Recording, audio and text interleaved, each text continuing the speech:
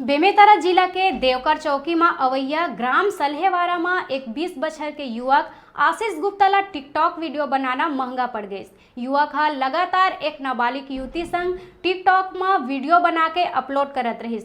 TikTok में लगातार होवत वीडियो अपलोड के बारे में युवती के परिजन मन ला जानकारी मिलिस ता ओखर होश उड़ गइस। वीडियो में युवक युवती ला शराब पिलावत रहिस है, जेला लेके नाबालिग युवती के परिजन मन देख के चौकी में शिकायत करीन।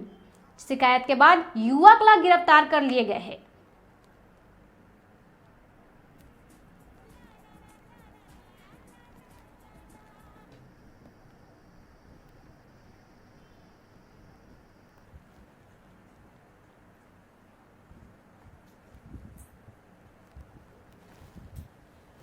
कि एक घटना है जो अभी टिकटॉक जो वीडियो है वो सोशल मीडिया वगैरह में वायरल हो रहा है।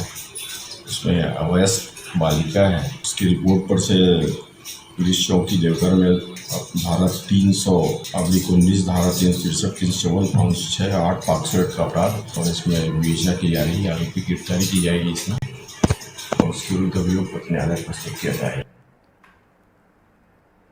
अब बेरा है छोटकुन ब्रेक के बाद फिर लहुटबो। तब तक आप मन देखत रहो आपके अपन चैनल न्यूज़ 36 छत्तीसगढ़ के आवाज़।